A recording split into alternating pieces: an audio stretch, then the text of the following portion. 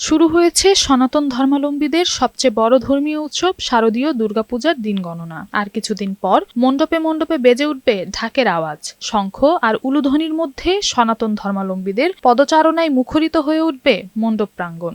এদিকে মৌলভীবাজার জেলা সদর সহ ৭টি উপজেলায় এবছর ১,০০০ পূজা মণ্ডপ ঘিরে চলছে শেষ মুহূর্তের প্রস্তুতি। দুর্গাপূজার নানা আনুষ্ঠানিক ও নান্দনিকতা এক ভিন্ন মাত্রা যোগ করেছে। সনাতন ধর্মাবলম্বী চা শ্রমিকদের মধ্যে এখন উৎসবের আমেজ বিরাজ করছে।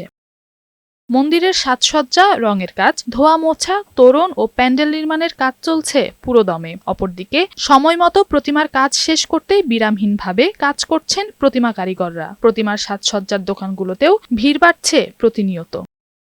এদিকে বৃষ্টি কিছুটা বিড়ম্বনা তৈরি করলেও দ্রুত গতিতে চলছে পূজার সার্বিক প্রস্তুতি। তবে প্রতিমা তৈরির আনুষঙ্গিক জিনিসপত্রের দাম বেড়েছে বলে বলছেন তারা। সব কিছুর তো দাম বাড়ছে, আপনি তো জানেন। তারপরে আমরা চেষ্টা রাখি কাজগুলো আমরা ভালো করে মূর্তি বানাই। এবারে 22টা মূর্তি বানাইছি। বর্তমানে এখন রঙের কাজ চলছে, সোলার মাত্র ডেলিভারি আশা করি মাল বিক্রয় শেষ। চা বাগানে বসবাসরত সনাতন ধর্মাবলম্বীরা সারা বছর অপেক্ষা করেন এই সময়ের জন্য। এবছর বাগানগুলোতে মজুরি বেতন নিয়ে অনিশ্চয়তা না থাকায় খুশি তারা। উৎসবকে নির্বিঘ্ন করতে পূজা উদযাপন কমিটি প্রতিদিন মণ্ডপে মণ্ডপে সভা করছে। কোনো শঙ্কা নেই বলে জানিয়েছেন তারা।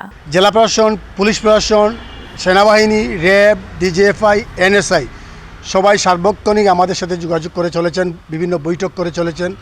আমরাও সেনাবাহিনী, র্যাব, পুলিশ বাহিনী, জেলা প্রশাসনের সাথে সার্বক্ষণিক যোগাযোগ রক্ষা করেছি। শারদীয় দুর্গাপূজাকে ঘিরে সকল ধরনের নিরাপত্তা ব্যবস্থা নিশ্চিত করা হবে বলে জানিয়েছেন জেলা প্রশাসন।